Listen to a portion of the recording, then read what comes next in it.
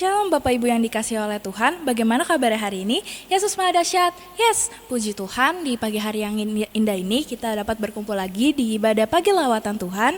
Dan sebelum kita memulai renungan hari ini, marilah kita bersatu di dalam doa.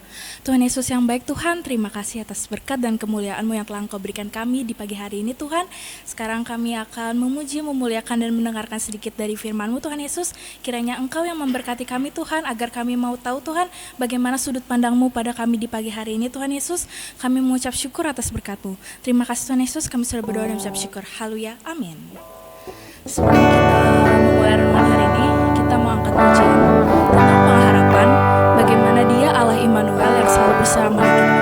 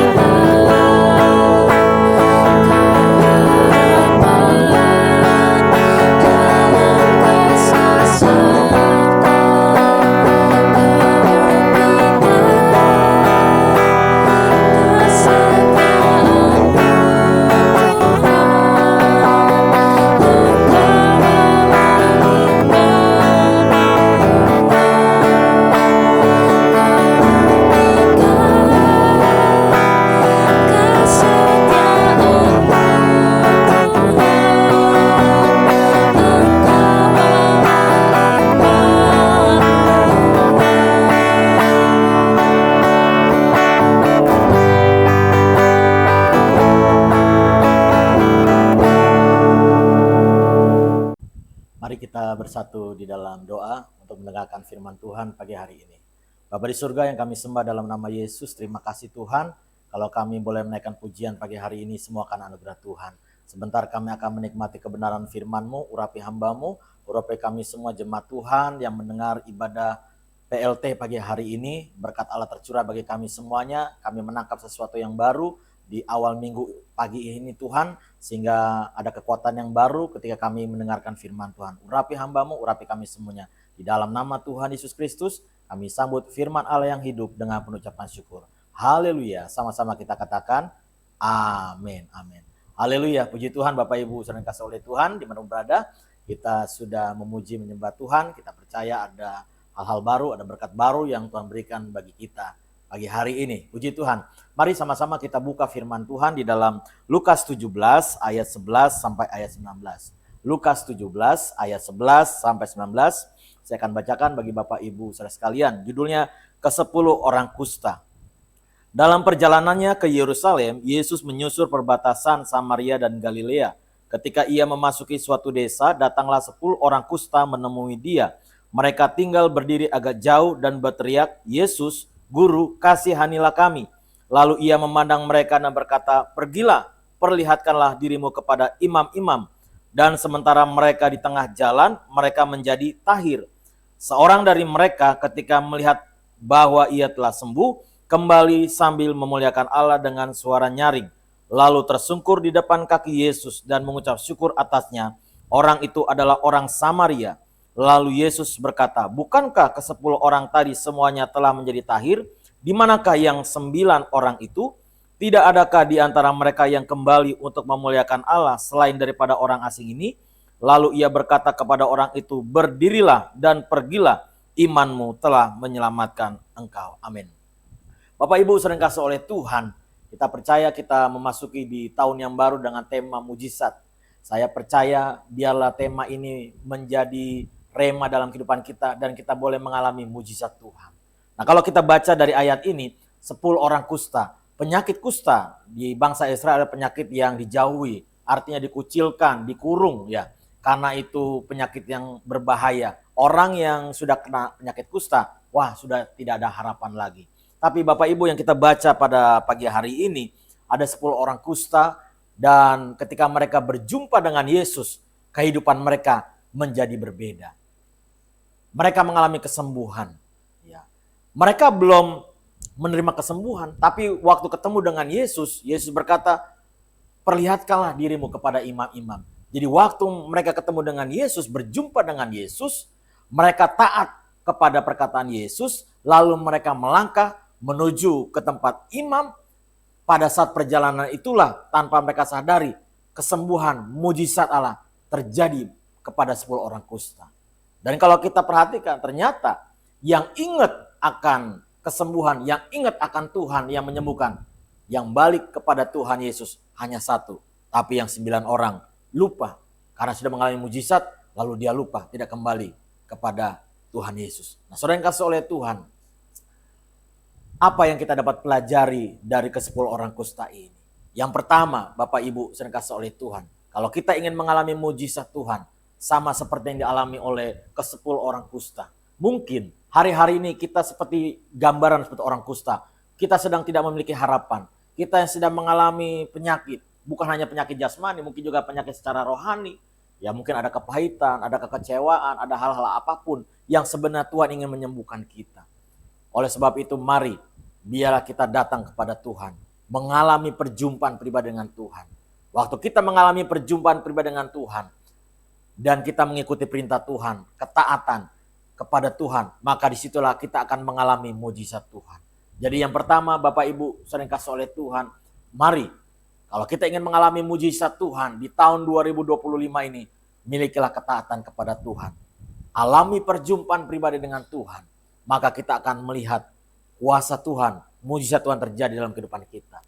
Yang kedua kita pelajari di sini, di dalam ayat 15-16, bahwa ketika 10 orang kusta ini mengalami mujizat Tuhan, hanya satu yang datang kepada Tuhan. Di ayat 15 dikatakan, seorang dari mereka ketika melihat bahwa ia telah sembuh, kembali sambil memuliakan Allah dengan suara nyaring, lalu tersungkur di depan kaki Yesus dan mengucap syukur kepadanya. Orang itu adalah orang Samaria. Lalu Yesus berkata, bukankah ke-10 orang tadi semuanya telah menjadi tahir? Di manakah yang 9 orang itu? Yang kedua, Bapak Ibu saudara dikasih oleh Tuhan. Yang kedua, ketika kita mengalami mujizat Tuhan dalam kehidupan kita, justru mujizat yang sudah kita terima itu justru membuat kita semakin dekat kepada Tuhan. Amin. Bapak Ibu saudara dikasih oleh Tuhan. Jangan waktu kita butuh mujizat Tuhan, waktu ada pergumulan masalah, kita teriak kenceng dalam doa kita kepada Tuhan. Tapi ketika Tuhan sudah memberikan jawaban, Tuhan sudah memberikan mujizat dalam kehidupan kita, kita lupa. Justru dengan menerima mujizat Tuhan, kita menjauh dari Tuhan. Kita lupa. Sama seperti 9 orang kusta ini, ketika disembuhkan, dia lupa bahwa yang menyembuhkan itu adalah Yesus Kristus. Dia lupa, dia senang. Dia kembali kepada habitatnya. Bapak Ibu sering kasih oleh Tuhan. Kalau kita ingin mengalami mujizat Tuhan terjadi dalam kehidupan kita. Yang kedua, mujizat yang Tuhan berikan justru membuat kita semakin dekat kepada Tuhan. Amin. Kalau kita tidak dekat sama Tuhan, makna mujizat menjadi hilang. Jadi kita berpikir kita hanya butuh tangannya Tuhan. Kita hanya butuh apa yang ada di tangan Tuhan. Kita lupa bahwa sebenarnya kita butuh pribadinya, sang sumber pemberi mujizat itu dalam kehidupan kita. Oleh sebab itu, yang kedua, pagi hari ini mau saya sampaikan dari nats yang kita baca, mujizat yang Tuhan berikan justru harus semakin kita dekat kepada Tuhan. Amin. Yakobus 4 ayat 4 berkata, mendekatlah kepada Allah, maka Ia akan mendekat kepadamu. Jadi waktu kita mendekat kepada Tuhan, maka Tuhan akan mendekat kepada kita. Yang ketiga, jangan lupakan kebaikan Tuhan. Amin. Berapa banyak kebaikan Tuhan yang Tuhan berikan. Jangan kita lupa. Justru kita semakin ingat akan kebaikan Tuhan. Mazmur 103 ayat 2 berkata, pujilah Tuhan untuk segala kebaikannya. Dan jangan lupakan kebaikan Tuhan. Karena Dia yang mengampuni segala dosa kita. Dia yang mengangkat kita. Dia yang memahkotai kita dengan kasih dan rahmat-Nya. Jadi yang ketiga, jangan lupakan kebaikan Tuhan. Mengucap syukur kalau Tuhan sudah memberikan mujizat bagi kita dalam kehidupan kita. Jadi Bapak Ibu saudara kasih oleh Tuhan, mari ketika mujizat Tuhan berikan dalam kehidupan kita, kita harus tetap mengucap syukur. Kita harus teriakannya sama seperti waktu kita minta mujizat Tuhan. Ketika mujizat Tuhan berikan, maka kita juga harus teriak juga dengan apa? Dengan ucapan syukur. Kita berterima kasih kepada Tuhan. Ya. Berterima kasih bahwa Tuhan sudah memberikan mujizat bagi kita. Ya. Lalu selanjutnya di poin yang terakhir, bahwa ketika Tuhan sudah memberikan mujizat bagi kita, maka kita harus sungguh-sungguh, ya, kita harus memiliki keteguhan hati, ya, mengikut Tuhan, ya, tidak hanya berhenti ketika Tuhan sudah memberikan mujizat, lalu selesai, lalu kita berkata doa saya sudah jawab, lalu puji Tuhan, lalu kita berhenti di situ, tidak. Tapi justru kita harus sungguh-sungguh, kita harus memiliki keteguhan hati, kita harus berjalan bersama dengan Tuhan. Kenapa? Karena Tuhan mau kita menjadi manusia-manusia rohani yang dewasa. Tidak menjadi manusia yang anak-anak. Ya, kalau anak-anak butuh ini langsung. Saya butuh ini, Pak. Oh, butuh misalnya makanan, minta dibelikan, beli mobil-mobilan, dibelikan oleh bapaknya. Tapi ada saatnya juga kita menjadi seorang pribadi yang dewasa. Artinya ada saatnya yang mungkin doa-doa kita belum dijawab oleh Tuhan. Karena Dia tahu Dia mau supaya kita menjadi pribadi yang dewasa. Ini tidak baik, nak. Nanti aku akan berikan yang lebih baik dari apa yang kau minta. Oleh sebab itu, milikilah keteguhan hati. Jangan pernah menyerah. Ya. Tuhan punya rencana yang terbaik dalam kehidupan Bapak Ibu saudara kasih oleh Tuhan. Mari di tahun 2005 ini dengan tema mujizat. Yang pertama saya katakan, milikilah ketaatan. Alami perjumpaan dengan Tuhan. Waktu kita mengalami perjumpaan dengan Tuhan, maka Tuhan akan memberikan firman yang bagi kita dan kita lakukan. Kedua, ketika mujizat terjadi dalam kehidupan kita, justru semakin dekat kita kepada Tuhan. Jangan sampai Tuhan berikan mujizat, hal itu membuat kita jauh undur daripada Tuhan. Kita lupa akan Tuhan. Yang ketiga, jangan lupakan kebaikan Tuhan. Kalau Tuhan sudah jawab doamu, jangan lupa kebaikan Tuhan. Ketika engkau mengalami kekecewaan, jangan pernah kecewa. Ingat kebaikan Tuhan. Dan yang terakhir, miliki sungguh-sungguh, ikut Tuhan, keteguhan hati. Apapun masalah tantangan kau hadapi, percayalah bahwa Dia Allah Immanuel, Allah yang menyertai engkau. senantiasa sampai akhir zaman. Tuhan Yesus memberkati. Shalom. Mari kita bersatu dalam doa. Kami bersyukur Tuhan buat pagi hari ini untuk firman Tuhan. Engkau mengingatkan kami untuk kami tetap dekat dengan Tuhan. Justru mujizat yang Tuhan berikan bagi kami membuat kami lebih dekat kepada Engkau. Tidak membuat kami jauh dari Tuhan. Tidak membuat kami lupa akan Tuhan. Justru semakin meneguhkan iman kami semakin dekat, semakin berjalan, bahkan menjadi pribadi-pribadi yang dewasa secara rohani. Terima kasih Tuhan. Demi nama Yesus Kristus, kami mengucap syukur atas firman Tuhan yang kami dengar pagi hari ini. Dan kami berdoa juga Tuhan, untuk sepanjang seminggu ke depan ini, kami buka dengan kunci Daud segala pintu-pintu berkat, pintu-pintu yang tertutup, terbukalah efatalah apa yang kami kerjakan, baik di kantor, baik usaha kami, baik pekerjaan kami, studi kami dibuat Tuhan menjadi berhasil. Terima kasih Tuhan. Dalam nama Tuhan Yesus Kristus, saudara-saudara yang kasih oleh Tuhan, terimalah berkat Allah dari Bapa di sorga, penyertaan Tuhan, perlindungan Tuhan menyertai engkau. Terimalah damai sejahtera Allah yang melalui akal memenuhi engkau pagi hari ini dengan berkat rohani, berkat jasmani. Haleluya. Sama-sama kita katakan amin.